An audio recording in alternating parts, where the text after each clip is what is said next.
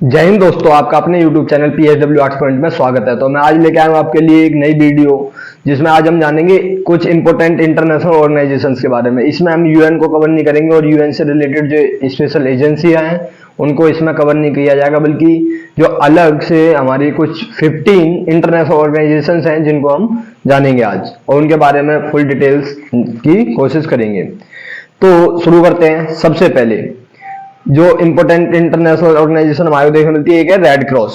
Red cross जिसकी स्थापना कब हुई थी? 1863 में। रेड क्रॉस का जो मेन काम है वो क्या है? युद्ध और जो प्राकृतिक आपदा में जो भी लोग पीड़ित होते हैं उन पीड़ितों की सहायता करना और साथ ही साथ उनको रेस्क्यू करना, इसका मेन काम होता है रेड क्रॉस का। 1863 में स्थापना हुई थी, हेनरी ड्यूरेंट के द्वारा इसकी स्थापना की गई थी। इसका जो हेडक्वार्टर हमारे को देखने मिलता है वो देखने मिलता है जेनेवा में, स्विट्जरलैंड के जेनेवा में। टोटल कंट्रीज कितनी है इसकी मेंबर? 190 कंट्रीज इसकी मेंबर हैं। ओके, और इसको इसके कार्य के लिए 3 बार नोबेल प्राइज से भी सम्मानित किया गया है, जिसमें 1917, कब? 1917, 1944 और 1963। ओके, 1917, 1944, 1963, ये 3 बार इसे नोबेल प्राइज भी मिला है।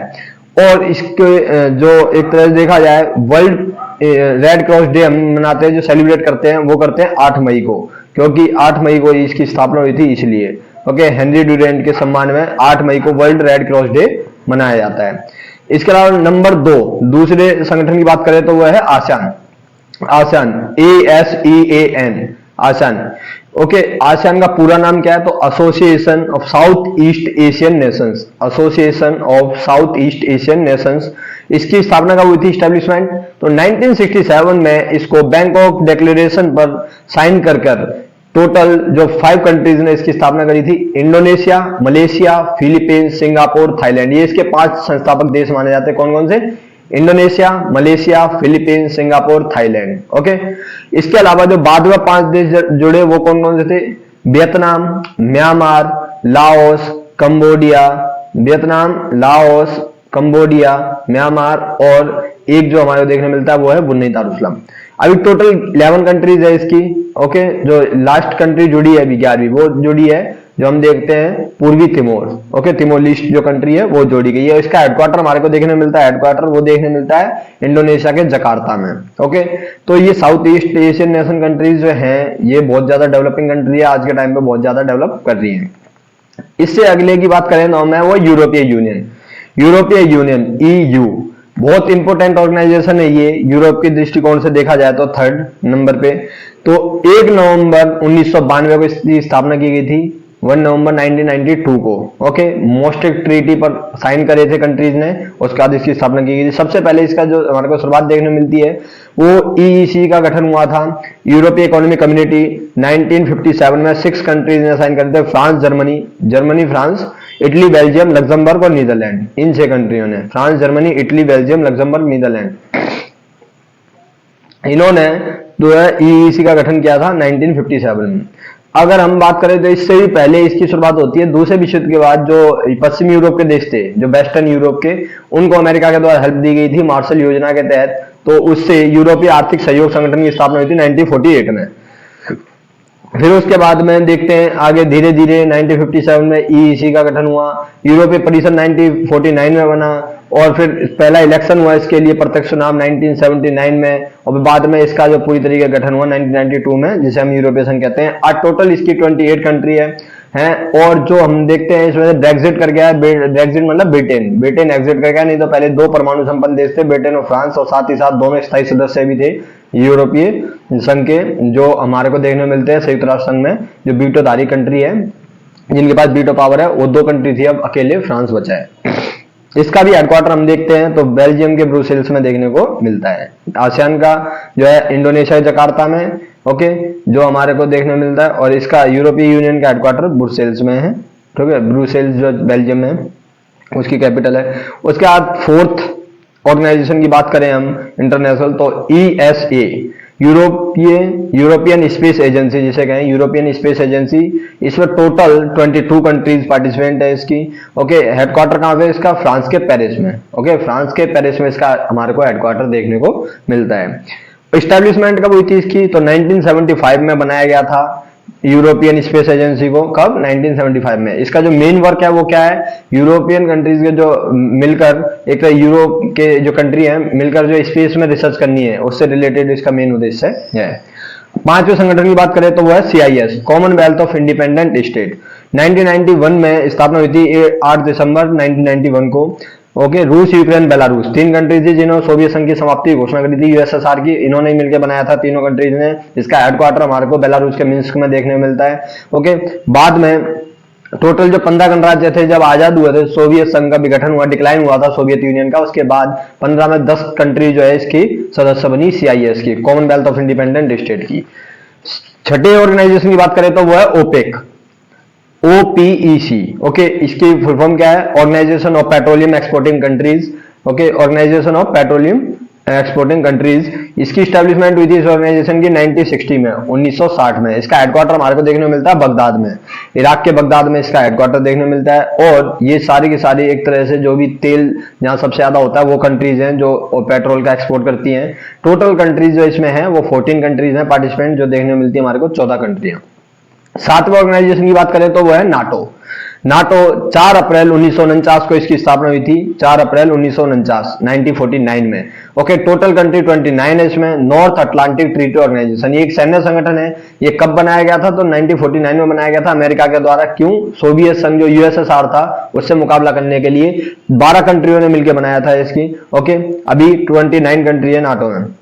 हेडक्वार्टर इसका कहाँ है? बेल्जियम के ब्रुसेल्स में। ओके, बेल्जियम के ब्रुसेल्स में इसका हेडक्वार्टर देखने को मिलता है हमारे को।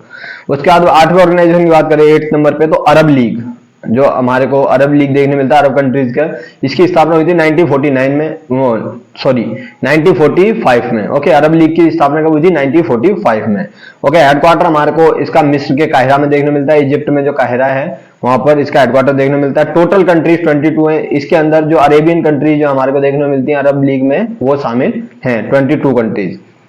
9वें ऑर्गेनाइजेशन की बात करें तो वो है राष्ट्रमंडल। ओके, कॉमनवेल्थ, इसकी स्थापना हुई थी 1926 में, कॉमनवेल्थ की। ओके, हेडक्वार्टर इसका हमारे को ब्रिटेन के लंदन में देखने मिलता है। टोटल 52 मेंबर है इसमें, और इंडिया इसका मेंबर बना था 1949 में, जब हम स्वतंत्र हो गए थे 1947 में। उसके बाद 1949 में इसके हम मेंबर बन गए थे एज ए कंट्री। ओके, इसमें कौन सी कंट्री शामिल की जाती है? तो इसके अंदर वो कंट्री शामिल की जाती है जो एक टाइम पे ब्रिटेन ने जिन पे राज कराया है, वो सारी कंट्रियां इसका पार्ट है। ओके, कॉमनवेल्थ का, राष्ट्रमंडल का। नेक्स्ट ऑर्गेनाइजेशन की बात करें तो वो है G20। ओके, ग्रुप ऑफ 20 कहते हैं इसे हम। इसकी स्थापना हुई थी 26 सितंबर 1999 को। 1999 में इसकी स्थापना हुई थी 26 सितंबर को। ओके, टोटल कंट्रीज अब 21 हो गई हैं। अभी इंडिया ने होस्ट करा था इसे 2023 में, इंडिया इसका चेयरमैन था। ओके, अब हमने अपने जो बाद में हमने चेयरमैनशिप जो सौंपी है वो सौंपी है लुला डिसिल्वा को, जो कि ब्राजील के प्रेसिडेंट हैं। ओके, नेक्स्ट 2024 की जो मीटिंग होगी वो ब्राजील में होगी।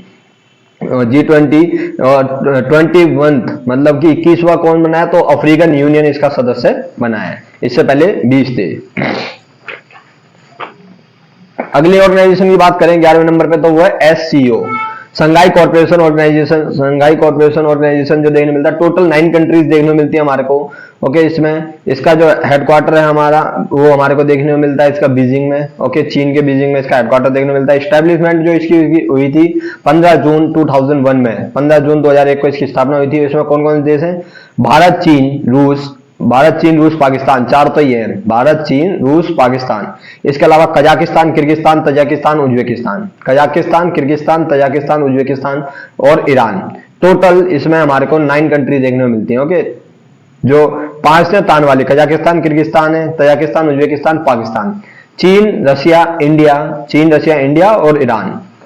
ओके, SCO, और इसका मेन काम है कि हाँ जो देखते हैं इसके आपस में व्यापार वगैरह को बढ़ाना। 12वां जो ऑर्गेनाइजेशन देखने को मिलता है हमारे को इंपोर्टेंट, वो है इंटरपोल। ओके, इंटरपोल मतलब कहें तो इंटरनेशनल पुलिस, सारे देशों की पुलिस मिलकर इसमें शामिल होती है। और अगर कोई इंटरनेशनल केस आता है जिसमें कि सारे देश सहयोग करें मिलकर, तो वो इस पुलिस के तहत होता है। इसे हम कहते हैं इंटरनेशनल क्रिमिनल पुलिस ऑर्गेनाइजेशन कहते हैं। टोटल 192 कंट्रीज इसकी पार्टिसिपेंट हैं। ओके, तो स्थापना इसकी हुई थी 1923 में। ओके, लास्ट मीटिंग हमने 2023 में दिल्ली में होस्ट हुई थी, इंडिया ने होस्ट करी थी इसे, इंटरपोल की मीटिंग। इसका मुख्यालय हमारे को देखने मिलता है, वो देखने मिलता है फ्रांस के लियोन में। ओके, कहां पर? फ्रांस के लियोन में। नेक्स्ट ऑर्गेनाइजेशन की बात करें तो वो है सार्क।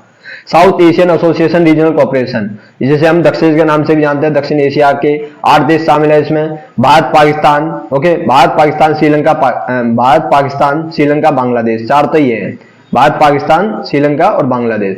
4 छोटी कंट्री है इसमें, नेपाल भूटान मालदीव अफगानिस्तान, नेपाल भूटान मालदीव अफगानिस्तान। इसकी स्थापना जो हुई थी वो 1985 में हुई थी। इसका हेडक्वार्टर हमारे को नेपाल के काठमांडू में देखने मिलता है, नेपाल के काठमांडू में। और इंडिया इसका एक इंपॉर्टेंट मेंबर है। क्यों? इंडिया बिल्कुल सेंटर पॉइंट में पड़ता है, इन सारी कंट्रियों से घिरा हुआ है, ये हमारे सारे पड़ोसी देश हैं। ओके, नेक्स्ट ऑर्गेनाइजेशन की बात करें तो 14वीं ऑर्गेनाइजेशन की वो है एडीबी, आसियान डेवलपमेंट बैंक है जो हमारे को, वो एशियन डेवलपमेंट बैंक देखने को मिलती है हमारे को। इसका जो हेडक्वार्टर है वो फिलीपींस के मनीला में देखने को मिलता है। इसकी स्थापना 1966 में हुई थी, 1966 में। टोटल 68 कंट्री जो है एशिया की वो इसमें पार्टिसिपेंट है, और ये लोन वगैरह लेते हैं सारे देश जो है, वो एशियन डेवलपमेंट बैंक जो है वो प्रोवाइड करवाती है इसको। ओके, नेक्स्ट ऑर्गेनाइजेशन जो लास्ट है वो है हमारी बिम्स्टेक, BIMSTEC, बिम्स्टेक। इसकी फुल फॉर्म जो है वो अलग है, बे of Bengal initiative for multi sectoral technical and economic cooperation. Okay, bay of Bengal initiative for multi sectoral technical and economic cooperation, ये इसकी फुल फॉर्म है। ध्यान रखना कभी क्वेश्चन आ जाए एग्जाम वगैरह में तो ये आती है इसकी, Bay of Bengal initiative for multi sectoral technical and economic cooperation.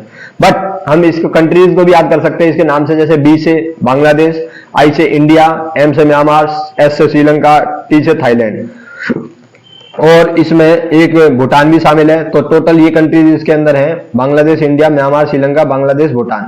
और इन सब के बीच में जो व्यापार देखने को मिलता है, इसमें जो हम देखते हैं फ्री ट्रेड होता है आपस के सभी कंट्रियों के बीच में। ये कंट्रीज हैं इसकी जो आपस में व्यापार को लेकर ये ऑर्गेनाइजेशन बनाया गया था। इसका जो हेडक्वार्टर देखने मिलता है हमारे को बांग्लादेश के ढाका में देखने मिलता है, जो बांग्लादेश की कैपिटल है। तो ये टोटल हमने 15 ऑर्गेनाइजेशन के बारे में जाना, जिसमें कि हमने देखा कि सारी ऑर्गेनाइजेशन है इसमें, जिसमें हमने देखा इंटरपोल के बारे में भी, सभी कंट्रीज के बारे में जाना, एससीओ वगैरह के बारे में।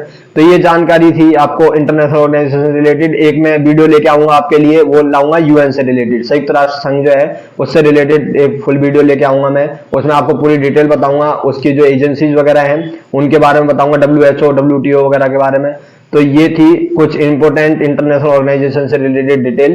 तो ये जानकारी आपको कैसी लगी कमेंट करके जरूर बताएं। ज्यादा से ज्यादा वीडियो को शेयर करो, और चैनल को सब्सक्राइब नहीं कर रहे, आप देख रहे हो वीडियो पर सब्सक्राइब नहीं कर रहे हो तो ज्यादा से ज्यादा चैनल को सब्सक्राइब भी करो, ताकि एक अलग से मोटिवेशन भी आए अलग वीडियो बनाने के लिए, आपको ज्यादा से ज्यादा नॉलेज देने के लिए। ओके, तो थैंक यू गाइस, जय हिंद, जय भारत।